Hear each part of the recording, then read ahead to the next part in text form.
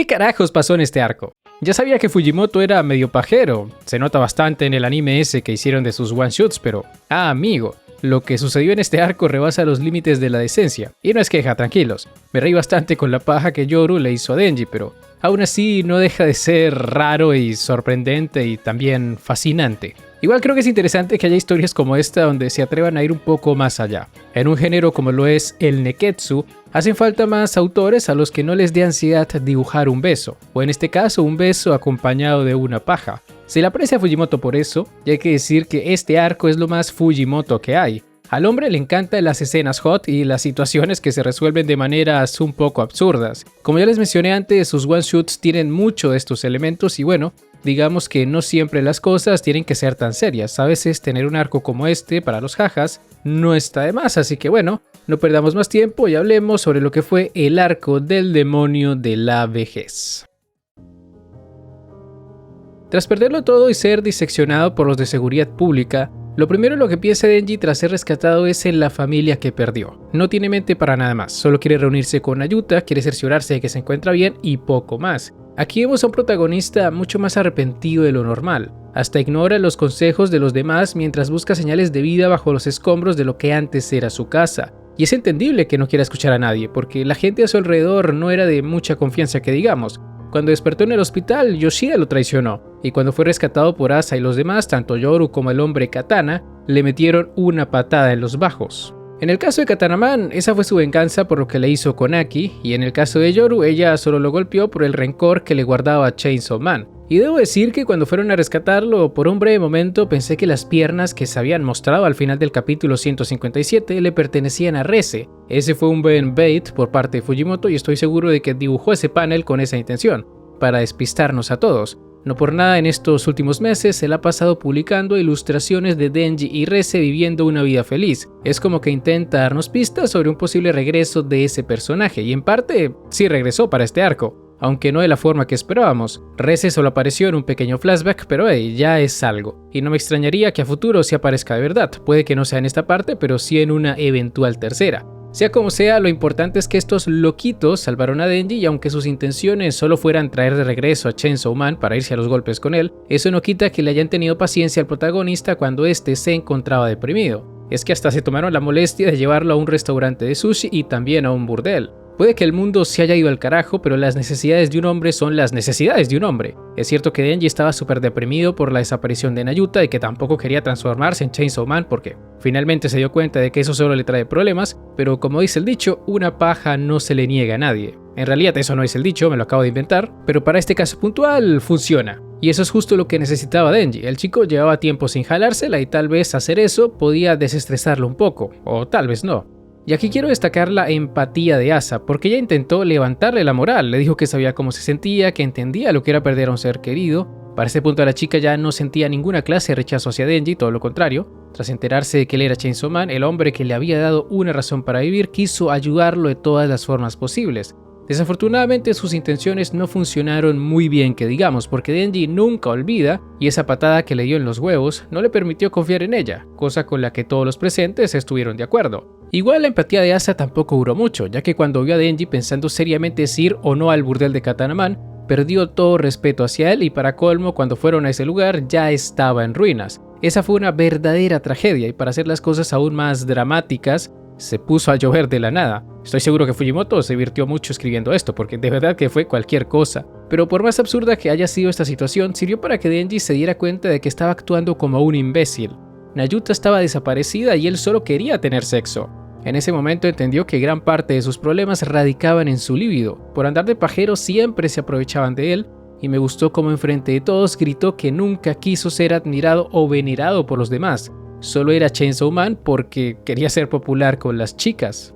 Yo sé que para muchos es difícil asimilar o entender este tipo de desarrollo en un protagonista porque la mayoría están acostumbrados a que los personajes siempre avancen en una dirección positiva, pero la realidad es que también existen los arcos de decadencia y eso es por lo que ha pasado Denji en esta segunda parte. Cuando finalmente había obtenido la vida que siempre quiso, sus deseos personales se arruinaron todo y si bien aprendió la lección por las malas, no es como que realmente vaya a cambiar. Es decir, Denji es consciente de sus defectos, pero hay cosas que simplemente no se pueden cambiar. Él es lo que es y por más que quiera castigarse quedándose toda su vida en otra dimensión o llevándole la idea a Yoru sobre castrarlo, al final volverá a ser el mismo de siempre. Que hablando sobre esto último, pobre Denji estuvo a nada de quedarse sin hijos, pero menos mal a Yoru le ganó la calentura y en lugar de cortárselo, le dio una buena paja mientras lo besaba de forma apasionada. Muy WTF lo que pasó allí, y el propio Denji pudo creer lo que le estaba pasando, y yo menos. Nunca me esperé que Yoru se le lanzara como si fuera un animal en celo. Esa chica estaba necesitada de afecto masculino y recordar que ya se habían besado en el pasado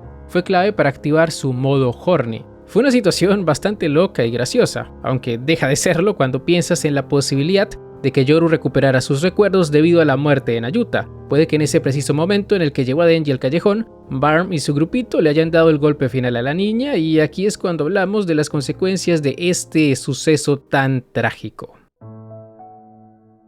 Desgraciadamente para Denji, no todo en este arco fueron risas y pajas. También hubo mucho dolor para él, y cuando vio con sus propios ojos la cabeza cortada de Nayuta, su corazón no pudo más. Para este punto de la historia todos querían joder a Denji para despertar al Chainsaw Man negro, querían traerlo para salvar al mundo aparentemente, y para ello no solo era necesario que rompiera su contrato con Pochita de llevar una vida normal, cosa que hizo al final del arco anterior, sino que adicional a eso Denji debía ser lo más miserable posible. Ver a su casi hermana servida como si fuera un plato de sushi despertó su ira. Pochita no se lo pensó 2 veces antes de destrozar a Barm y a todos aquellos que intentaron atacarlo. Al igual que en la primera parte, esta versión del motosierra se barrió a todo el mundo. Incluso con la ayuda del demonio de la vejez, que no utilizó todo su poder, hay que decirlo, los de seguridad pública no tuvieron ninguna oportunidad. Es que hasta Yoshida fue devorado por este ser, cosa que se merecía por traidor, pero claro, que alguien sea devorado por este monstruo tiene consecuencias, y en la medida que enviaron demonios a enfrentarlo, muchas cosas comenzaron a desaparecer del mundo. Orejas, bocas, la nieve, el amargor, los pulpos. Así de fuertes eran los poderes de Pochita, e incluso los del gobierno vieron una oportunidad en todo esto. Junto a seguridad pública querían ver si, así como se comía a los demonios menores, el motosierra también podría comerse a uno primigenio. El sujeto de pruebas fue el demonio de la vejez, quien estaba de acuerdo con ser comido. Como tal, el tipo era mucho más fuerte que Pochita, pero muchísimo, pero estaba dispuesto a sacrificarse bajo ciertas condiciones. El dilema es que Pochita no quería comérselo, no quería ser el asesino de miles de niños, porque esa fue la condición que puso este demonio para dejarse devorar, y aunque Yoru lo dejó en pésimas condiciones, porque también hay que mencionar eso, Yoru se papió a Pochita luego de convertir al demonio pistola y tanque en sus brazos, ni en ese estado Pochita aceptó comerse al demonio de la vejez. Y es que aunque técnicamente mató a mucha gente después de transformarse, solo lo hizo para defenderse. Ante todo, Chainsaw Man seguía siendo un héroe, y esto es justo lo que Denji le dice al demonio de la vejez, que no importa cuánto lo intente, no podrá convencerlos para que lo devoren. Al igual que Pochita, Denji no está interesado en hacerle daño a unos niños, no está interesado en cumplir el capricho de los ancianos que controlan el país, no es esa clase de persona, y tampoco tenía cabeza para ello. Después de haberse lamentado profundamente por la pérdida de Nayuta, lo único que le quedó fue lo que Pochita le recordó a través de los demonios que devoró y luego vomitó. Cosas como la nieve o el amargor le recordaron a aquellas personas que fueron importantes para él, y gracias a esto Denji prefirió centrarse en las cosas que lo motivaban a vivir antes que en su sufrimiento. Es verdad que ser Chainsaw Man es doloroso, es verdad que va a seguir perdiendo gente importante, pero aunque todo eso vuelva a ocurrirle una y otra vez, siempre podrá encontrar más familias, más personas con las que se pueda sentir cómodo. Superficialmente todo esto suena bastante cínico de su parte, hay que decirlo, pero en realidad no es tan así. Denji va a seguir queriendo a la gente que ya no está a su lado, pero no porque ya no estén con él, significa que deba entregarse por completo a la depresión. Igual también hay que decir que todo esto se lo dijo al demonio de la vejez para que dejara de molestarlo, y después de una impresionante pelea contra ese demonio, al final todo se resolvió como en la película de Doctor Strange. Como el villano no quiso quedarse eternamente con Denji, terminó negociando su retirada. Fue una forma bastante ingeniosa para vencer a un demonio tan poderoso como ese, y tras volver al mundo humano y celebrar esta victoria en un McDonald's, es como termina este arco, un arco bastante extraño pero al mismo tiempo divertido.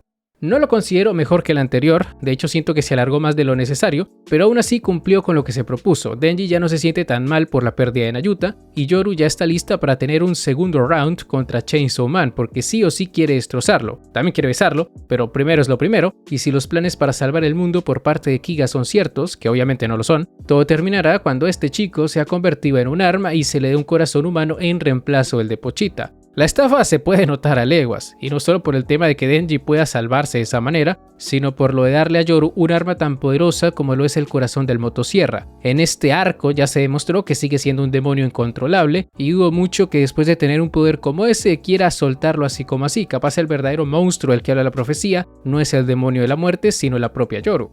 De ser ese el caso, el lado positivo es que esta loca ya se encaprichó con Denji, por lo que no hay nada que un par de besos no puedan solucionar.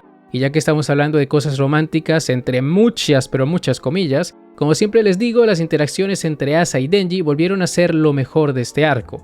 Me gustó que la chica le haya contado sobre la muerte de su madre, sobre cómo seguía lidiando con ella, dándole a entender a Denji que no es necesario que olvide su dolor o que lo supere, simplemente debe convivir con él, y si se siente mal solo debe recordar las cosas por las cuales sigue viviendo. Ya tú sabes, mientras haya mujeres y comida en el mundo, Denji seguirá luchando contra cualquier cosa que se le cruce. Ya veremos qué sucede en el siguiente arco, si las cosas escalan aún más o si por el contrario tenemos otro arco Slice of Life / What the fuck. Y ya está, gente, con esto llegamos al final de este video. Si les ha gustado no olviden dejar un buen like, suscribirse, síganme en mis redes sociales que están en la descripción y ahora sí me despido. Hasta la próxima, el Psy Kongru.